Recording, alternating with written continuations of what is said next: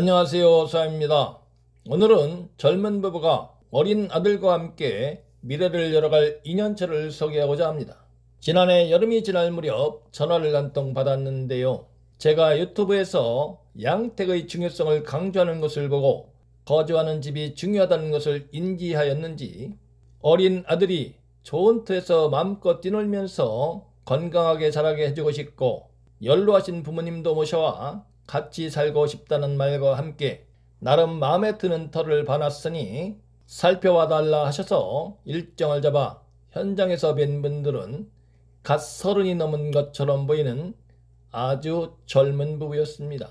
하여 처음 살펴봤던 곳은 보곡이 갖춰져 있고 보곡 중심으로 뻗어내리는 용맥도 있었지만 맥로의 중심에서 벗어난 터였고 새로 들어서기 시작한 집들은 대부분 세컨하우스로 밤에는 불빛이 없는 형편이라 젊은 부부가 살기에는 적당해 보이지 않아서 포기하는 것이 좋겠다는 조언을 드렸고, 두 번째 살펴봤던 곳은 혈이 맺힌 명당임에는 틀림이 없었지만 바로 옆으로 고속도로 건설이 예정되어 있고 이곳도 역시 젊은 부부가 살기에는 적당해 보이지 않아 포기하는 것이 좋겠다는 조언을 하였습니다. 세 번째 살펴봤던 곳은 제법 규모가 큰 땅이었는데 지주가 분할 매매하는 과정에서 맥로의 중심이 분할 지점과 너무 가까워 원만하게 집을 짓기가 좀 어려워 보였지만 이만한 터도 구하기 어렵겠다 싶어서 구입을 권장했지만 망설이는 사이에 땅이 팔려 놓치고 말았다 합니다. 이것은 건축이 이루어지고 있었지만 맥로의 중심을 기점으로 좌우로 나누어 집을 짓고 있어 안타까웠습니다. 네 번째 살펴본 곳이 바로 오늘 소개해드릴 곳입니다. 현장에 도착하니 10수년은 관리가 안 된 듯 잡목과 풀이 우거져 제대로 땅이 보이지 않을 정도였지만 잡목을 해치고 어렵게 살펴본 바 좋은 터로 보여 구입을 권유한 터입니다. 풍수를 정식으로 공부하지 않은 젊은 부부가 땅을 보는 눈이 점점 밝아지는 것 같아 감탄하였습니다. 내용을 살펴보면 남쪽에서 출발한 용맥이 이곳에 우뚝한 산봉우리를 세운 후에 북쪽, 남동쪽으로 선회하여 이곳에 금성체의 산봉우리를 세우고 금성체의 산봉우리에서 남서쪽으로 뻗어내린 용맥의 끝자락에 연계되어 있는 땅인데요. 내룡의 근본에 해당하는 이곳에 세운 산봉우리를 지향하고 있으므로 해룡 고조형에 해당합니다. 터로 입서는 내룡을 살펴보면 저 의의 묘지를 통과한 용맥이 이곳에서 좌측으로 갈라지는 형상도 보이고 우측으로 갈라지는 형상도 보이며 좌우로 갈라진 사이를 뚫고 뻗어내리는 형상도 보이는데요. 좌우로 갈라진 용맥 사이를 뚫고 뻗어내리는 중출맥을 따라 내려가 보겠습니다.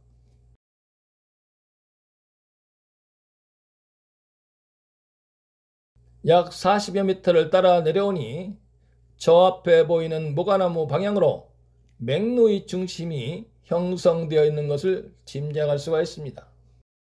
용진처의 형상을 살펴보면 뒤편에 있는 금성체의 산봉우리에서 경사를 이루면서 뻗어내리는 용맥의 끝자락에 평평한 땅이 연계되어 있는 형상입니다. 즉 음내양수의 형상에 해당합니다.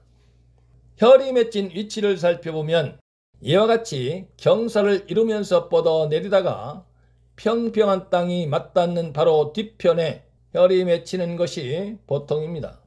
현존하는 고택의 면면을 살펴보면 집 앞에 평평한 땅이 충분함에도 굳이 집 뒤편에 경사진 곳을 파내고 집을 뒤편으로 바짝 붙여서 지은 것을 보실 수 있을 것입니다.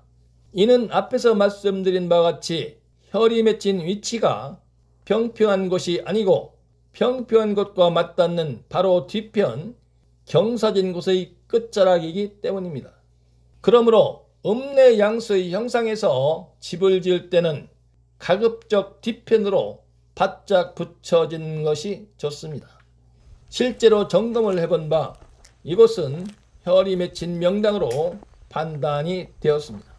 좌청룡과 500호를 살펴보면 내룡에서 우측으로 갈라지는 산은 주택을 짓고 농경지를 조성하는 과정에서 훼손이 되고 낮아지긴 하였지만 그 형상을 유추할 수 있을 정도는 됩니다. 내륙에서 좌측으로 뻗어내리는 미미한 사가 있긴 하지만 지금은 그 형상이 부서져 버렸고 그 바깥쪽에 높은 애청룡이 감싸고 있는 형상이므로 보국은 갖추었다 할 수 있습니다.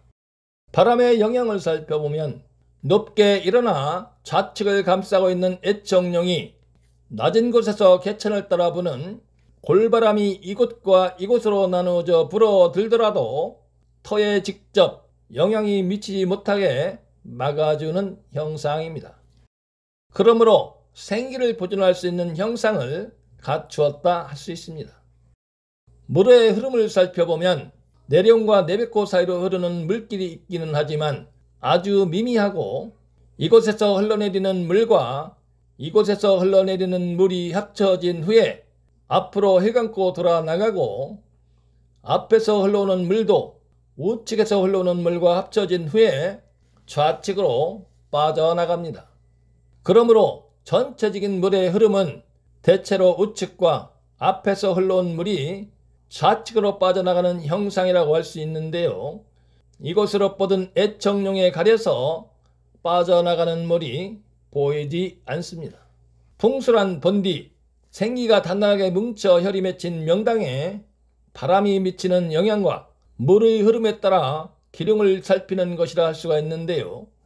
이 땅은 모든 것이 완벽한 형상을 이루고 있으므로 길지 중에 길지라 할 수 있습니다.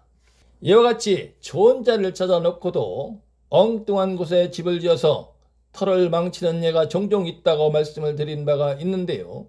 그러면 건물의 배치는 어떻게 해야 할까요? 혈이 맺힌 명당이든 혈이 맺힌 명당이 아니든 주택을 배치할 때는 반드시 뒤편산에서 뻗어내리는 용맥의 등성이 가장 높은 부분과 집의 좌우 중심을 맞추어야 합니다. 또한 혈이 맺힌 명당이라면 혈이 맺힌 명당에 뭉친 생기가 미치는 범위를 혈정이라고 하는데요. 주 건물이 혈정의 범위 안에 들어갈 수 있도록 해야 합니다. 즉 예를 들어서 혈이 맺힌 명당에 집을 짓고 살던 집안에서 혈이 맺힌 명당에 뭉쳐있는 생기의 영향에 의해서 걸출한 인물이 태어났다 하더라도 바로 옆집에서는 걸출한 인물이 태어나지 않는데요. 이는 그 옆집은 혈정의 범위에서 벗어나 있기 때문입니다. 그러므로 혈이 맺힌 명당이라 하더라도 생기의 영향을 온전하게 누리려면 반드시 혈정의 범위 안에 주택을 배치하는 것이 좋습니다. 혈정의 범위는 보통 지름이 약 20m 이상은 됩니다.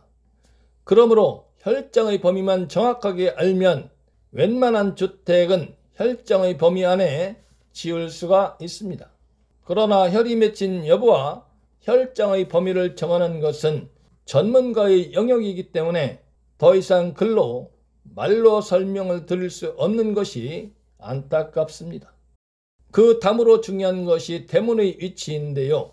요즘도 풍수지리를 강의하는 강단에서 동서사택론을 강의하고 동서사택론을 배우신 분들이 현장에서 동서사택론에 의해서 건물과 대문의 위치를 정하라는 컨설팅을 하시는 풍수사가 많습니다. 하지만 대문의 위치를 정할 때 동서사택론에 의존하기보다는 물의 흐름을 살펴서 정하는 것이 좋습니다. 예를 들어 이곳에 동서사택론을 적용해보면 주간인 입수이므로 서사택에 해당하는데요. 주간인 방으로 입수한 서사택에서 임자계 방은 오기, 주간인 방은 보기, 간묘을 방은 육살, 진손사 방은 절명, 병호정 방은 화해, 미곤신 방은 생기, 경유신 방은 연년, 술건의 방은 천을에 해당합니다. 이와 같이 살펴봤을 때 경유신 방 연년이 가장 좋고 술건의 방 천을이 그 다음이고 미곤신 방 생기가 그 다음으로 좋다고 되어 있습니다. 그렇다면 이 터는 입수에 맞춰서 배산 임수로 지읍을 지었을 때 서사택이 되고 연년에 해당하는 경유신방, 즉 이곳으로 대문을 내는 것이 가장 좋다는 이야기가 됩니다. 또한 이것으로 대문을 내면 우측에서 흘러나오는 물의 기운이 대문을 통해서 마당으로 들어오는 형상이 되기 때문에 대문의 위치로 최상이라고 할 수 있습니다. 그러면 안채의 출입구는 어느 곳으로 내는 것이 좋을까요?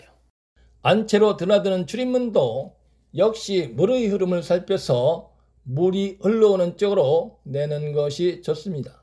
즉 물이 흘러오는 쪽으로 낸 대문과 자연스럽게 연계가 되는 것이 좋습니다.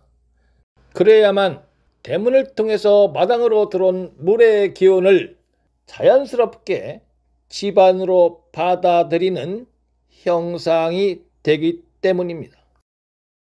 다시 동서사택론으로 돌아가서 만약에 이터가 임작의 방향에서 입수가 된 동사택이라면 동사택론에 의해서 대문의 위치를 정하게 될 텐데요. 임작의 방에서 입수한 동사택은 진손사 방향이 생기로 가장 좋고 병오정 방향이 연년으로 그 다음으로 좋고 간묘월 방향이 천을로 그 다음으로 좋다고 되어 있습니다. 그런데요, 수기 즉 물의 기운은 대체로 우측과 앞에서 오기 때문에 임작의 입수 동사택에서 대문의 위치로 적합하다고 하는 것은 대체로 물이 빠져나가는 쪽에 해당합니다.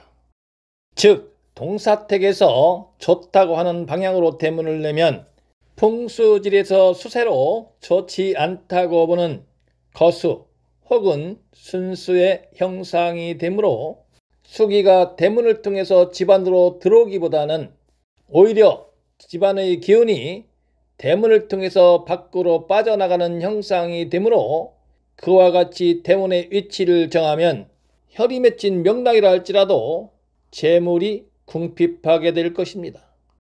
그러므로 동서사택론에 의해서 대문의 위치를 정하기보다는 주변으로 흐르는 물길을 살펴서 물이 흘러오는 쪽으로 대문의 위치를 정하는 것이 좋습니다.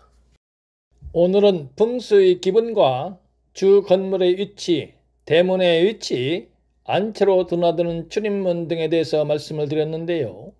이는 아주 중요한 문제로서 자연적인 형세에 따라 집 주변으로 흐르는 물의 기운을 집 안으로 받아들이는 형상이 되어야만 혈이 맺힌 명당의 기운이 극대화되고 오랫동안 명당의 기운을 온전하게 누릴 수 있다는 말씀을 드리고 앞으로 이곳에서 미래를 열어갈 젊은 부부와 어린 아들의 앞날에 행운과 영광이 함께하길 기원합니다.